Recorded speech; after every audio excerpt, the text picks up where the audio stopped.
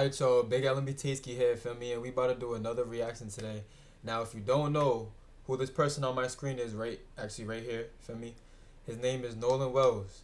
Now, the tragic story that's going on and happening is he was on a boat with three of his friends. They was going on a island to have fun, I guess, and somehow, some way, he magically was murdered, and nobody knows how, nobody knows when, how, what happened. I want to honestly get to the bottom of it. I honestly think this story needs to be reached out to more people out there. This needs to be heard, and yeah, without further ado, let's get into this, guys.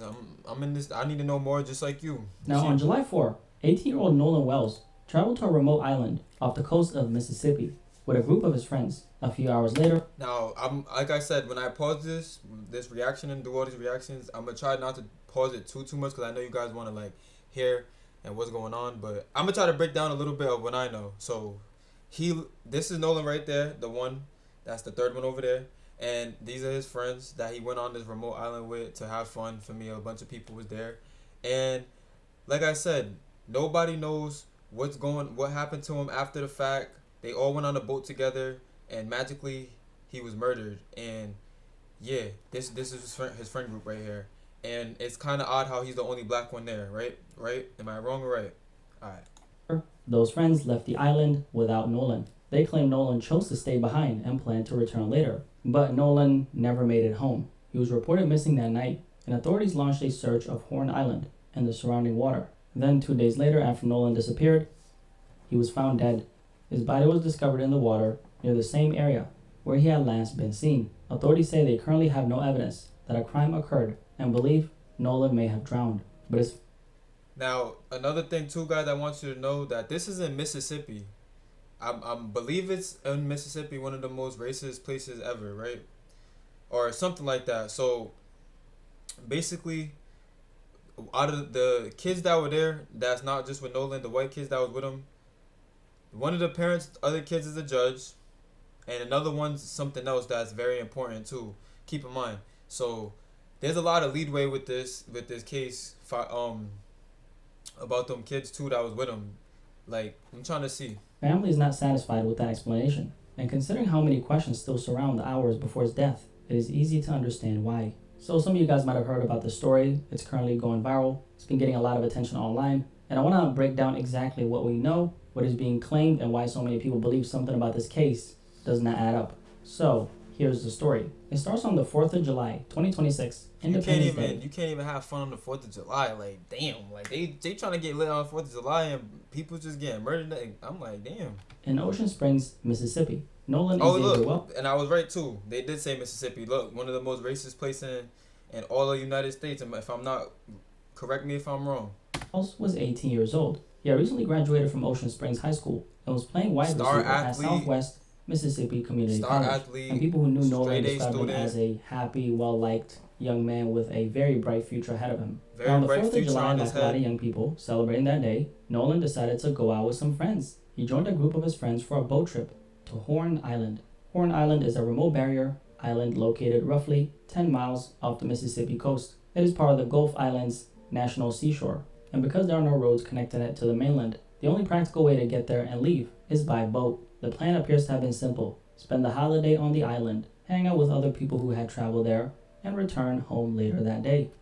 That's crazy. That's kind of, to me, like, that's actually a fun vibe. Like, I would love to do that.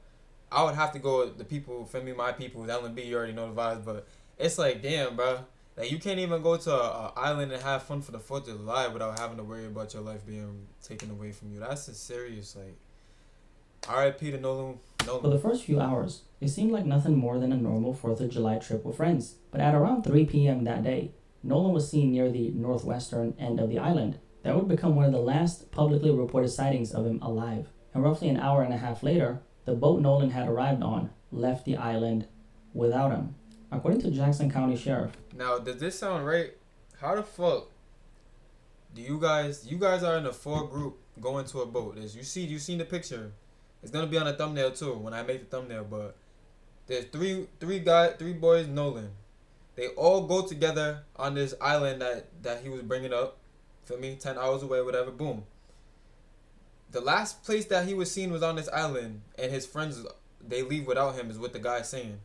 Doesn't that sound weird to you?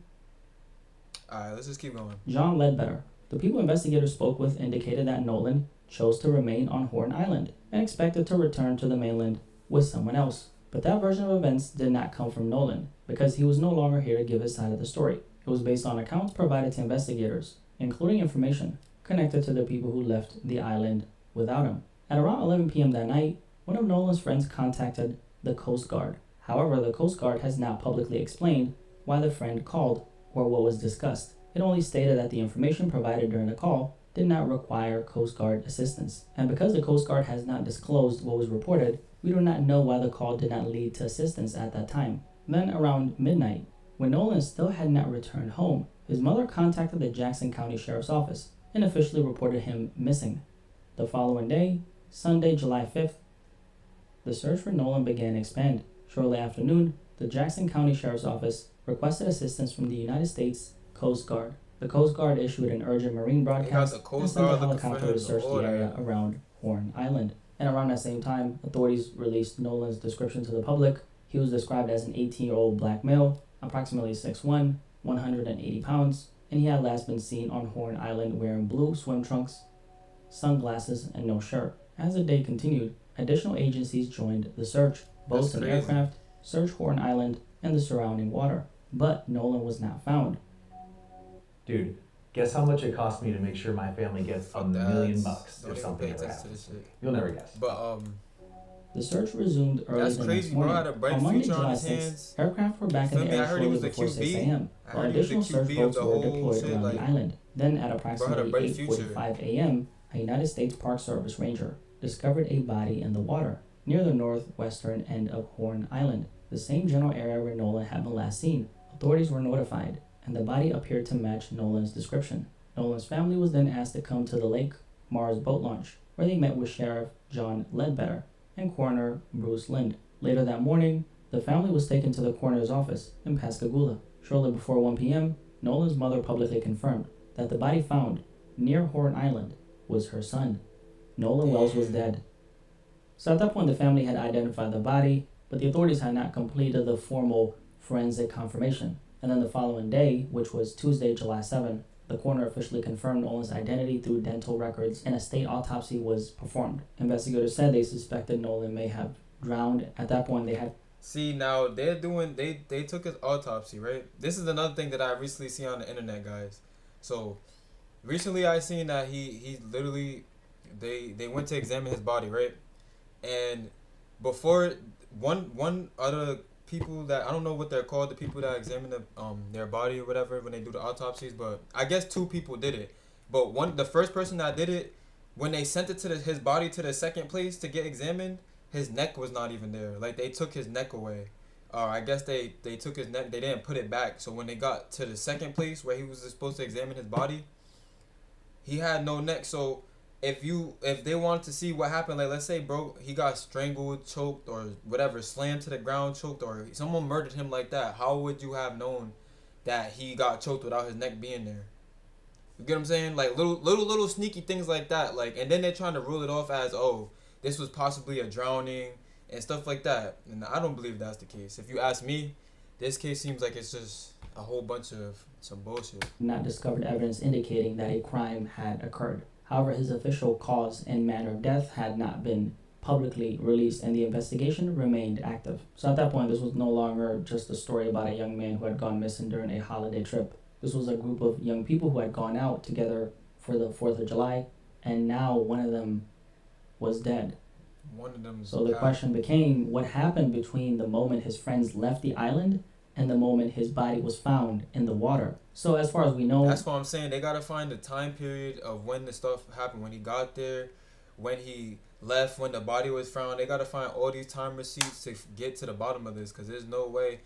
There's a group of people on the boat, one black male, and he's the only one that was last seen. He's murdered, and then everybody else gets to go home safe. 4th of July, hoo-hoo parties and shit. He's the only one that's... What? Like, no. Nolan was last seen near the northwestern end of the island. So according to the group's account, as everyone prepared to leave, Nolan told them that he intended to remain on the island and return to the mainland another way. But because Nolan is no longer here to give his own account, we do not know exactly what was said during that particular conversation. And of course, the young man never made it back to the mainland. He never returned home and was later found dead in the water near the same area where he had last been seen. There was also another more detailed description of what supposedly happened, and that came from a woman named Ashley Cole. Now, interestingly enough, Ashley Cole is a local judge and the parent of one of the young men. This is what I wanted to bring up right here, right? So one of the young guys that was on the trip is a judge, like I was telling you earlier. This is his mom.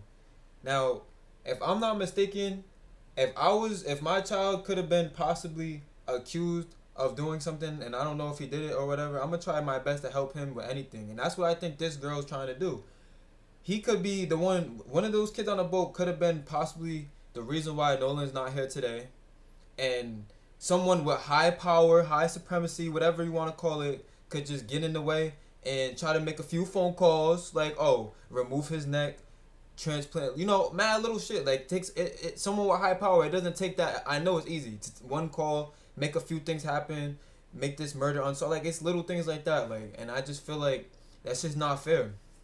But I'm not gonna, my bad, I'm not gonna say that that's 100% what happened, because at the end of the day, till this story and whoever's guilty and this, I'm not gonna say my opinion is the right thing. But from what I feel in my heart, I genuinely feel like there's something off about this. He did not just drown tragically and just, no, I don't believe that.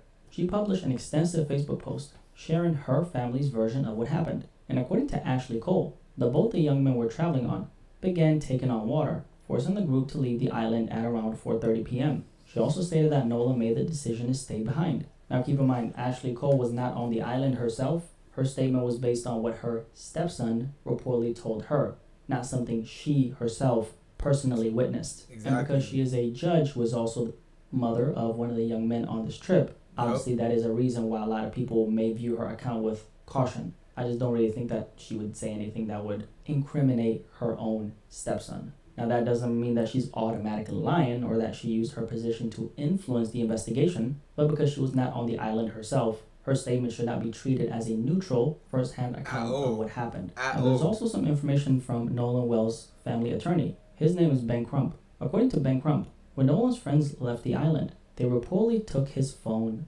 with them. If Crump's account is accurate, Nolan was left on the island without his original ride and without the phone he could have used to contact his family. And that's what another thing too that's getting me messed up. How the hell there was so much to the story. I want to keep on doing more reaction, more videos so you guys can see, like, because this video is not going to tell you every single detail, but as far as the stuff that I was hearing, bro, how the hell are you going to come with this kid, you so-called friend? If I'm bringing anybody, my friends, and we're going to have fun, nobody's gonna left. I don't care if you're in my car, my boat, my plane, whatever I physically bring you with, and you come with me, I don't care if you don't have no gas, no none of that. You're going. I'm making sure you get home, because at the end of the day, you're my responsibility just as much as if I was in your car, your thing, I'm yours. Like, same thing.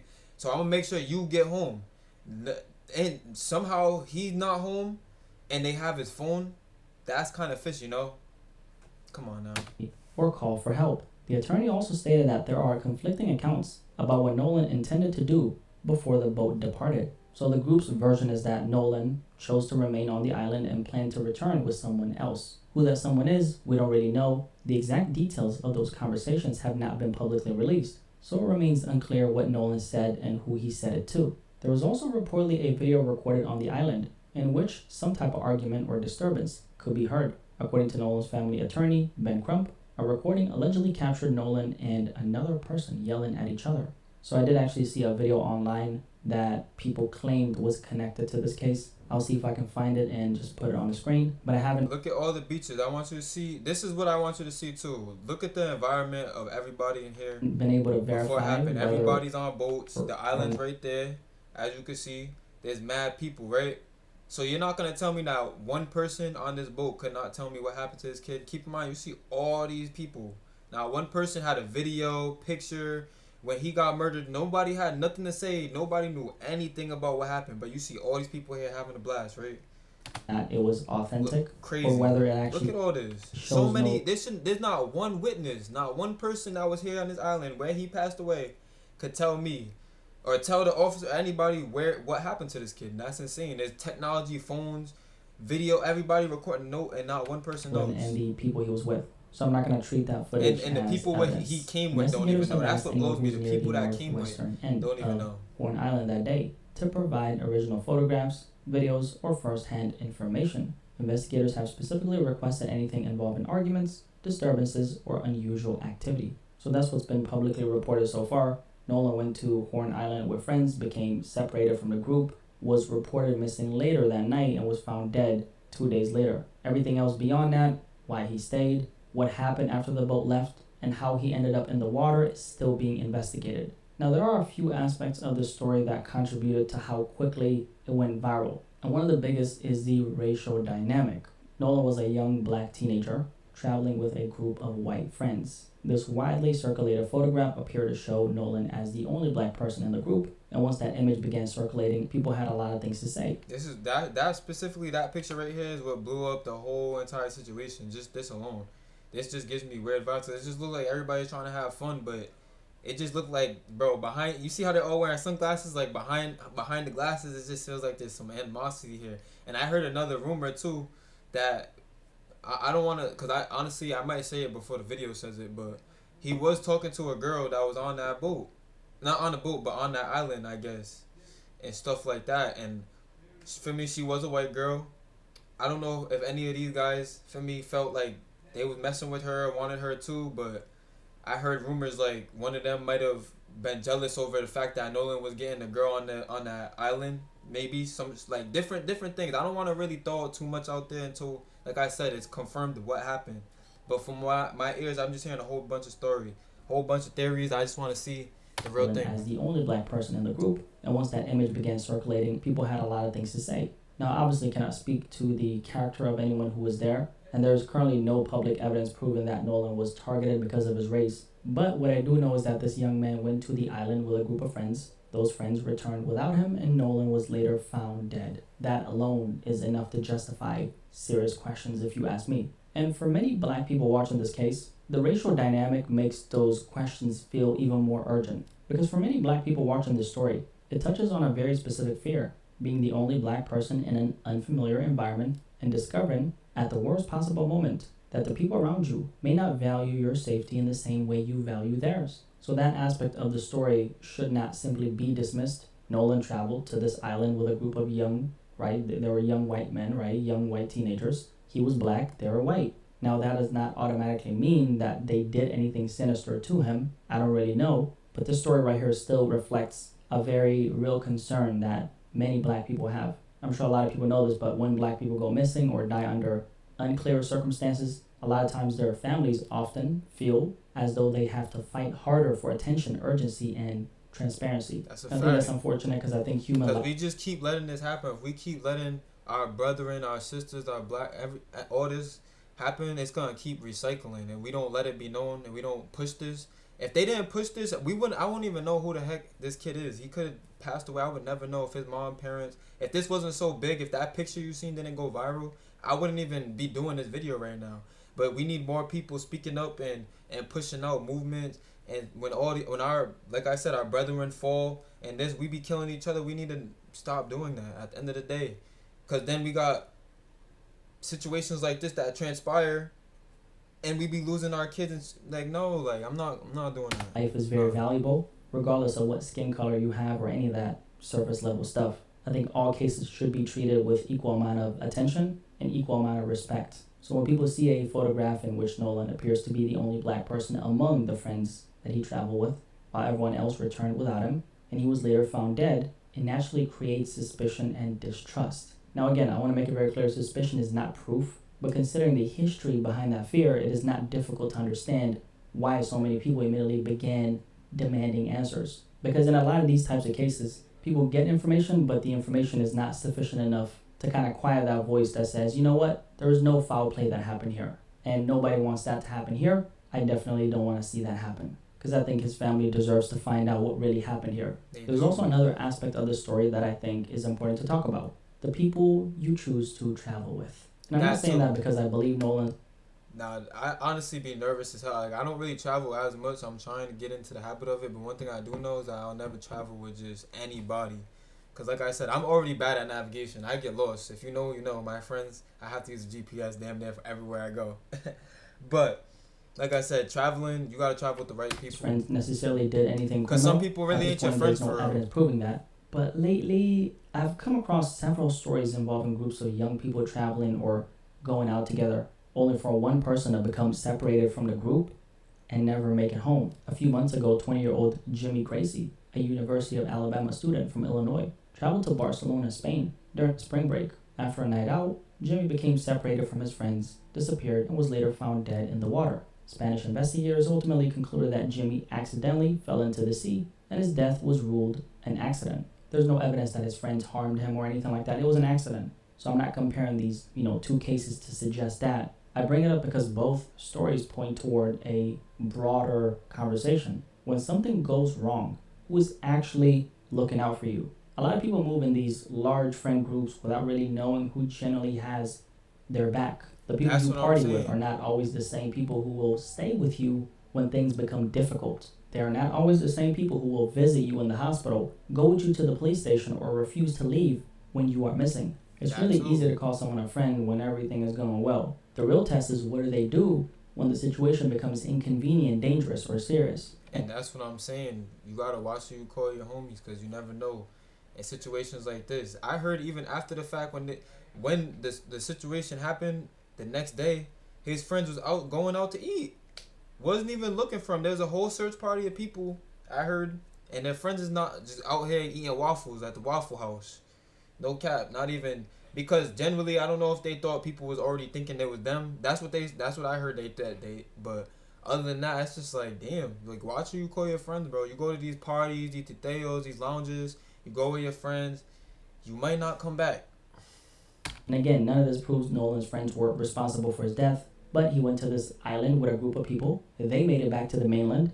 Nolan did not. This story is a reminder that the people you have fun with are not always the same people you should trust with your safety. There's a saying that goes something like, if you want to find out who your true friends are, travel with them. And I think that's because traveling puts people in situations where things can go wrong. Plans change, people get separated, someone loses something, someone gets too drunk, someone needs help. And in those moments, you find out who is actually willing to inconvenience themselves for you. Because almost anybody can be your friend when everything is going well. The real question is who will start acting like your well being no longer matters. The moment helping you becomes inconvenient. I think the general rule for any group traveling together, men or women, should be if we came together, we make sure everybody is accounted for. In other words, if we came together, we leave together. If somebody wants to That's how split it off and goes. do their own thing, that's completely fine. We're grown adults, right? But once you make it safely to wherever you're going, you gotta let people know. And then when you leave that location for somewhere else, you gotta let people know.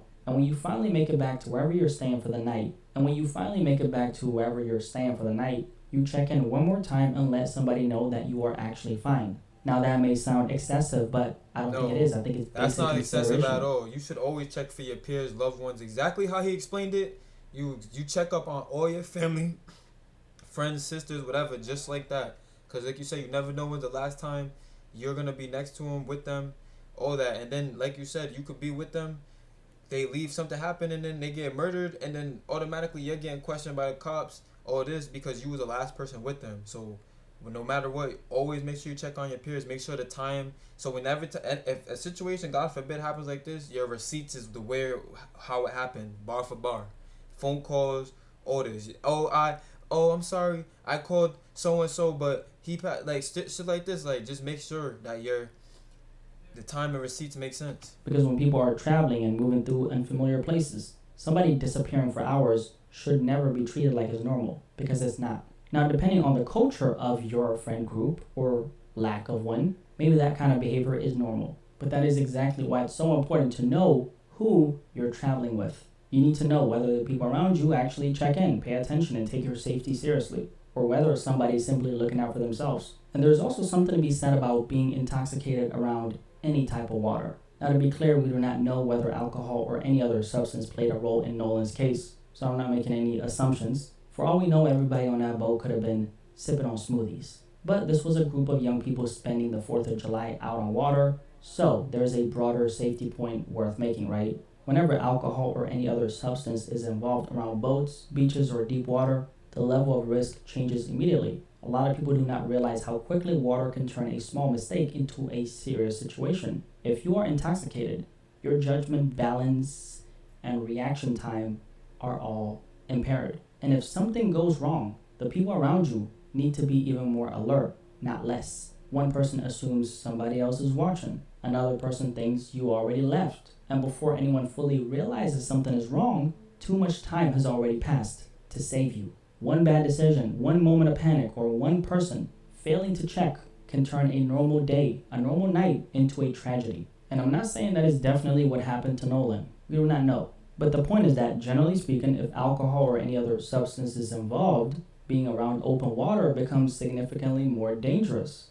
That risk becomes even greater after dark, when visibility is limited and it is harder to notice that someone is missing or struggling. This is why you need people around you who are paying attention and who will not simply leave and assume that everything is fine. I really hope that Nolan's family receives a thorough explanation of what really happened. It is incredibly unfortunate that this young man lost his life at only 18 years old. I mean, 18 is nothing, right? Less than a week ago, he was alive and celebrating the 4th of July with his friends. Now his family is searching for answers. It truly is a tragedy. If you made it this far, drop a like on this video and subscribe if you're new here. My name is Blackie Speaks. Nice to meet you. And I'm very curious to hear what you guys have to say. Based on everything that's been reported so far, personally, I do think that parts of this story are suspicious. That does not mean I'm accusing anyone of a crime, because I'm not the law, and it does not mean foul play has been proven. It simply means there are still too many unanswered questions for me to look at this case and feel like the full story has been explained, because I don't think it's been explained. But that's just my opinion based on the information currently available. Alright, so judging off that, guys, let me know how if you mess with this reaction. For me, I'm gonna do more. I'm trying to be more consistent. I threw one on yesterday, posted one yesterday. I'm posting one today. This one's getting dropped. If you want more on this Nolan Wells story, just let me know. We're gonna keep pushing on more. I'm gonna do some more content for me for y'all. But yeah, LMB shit for me.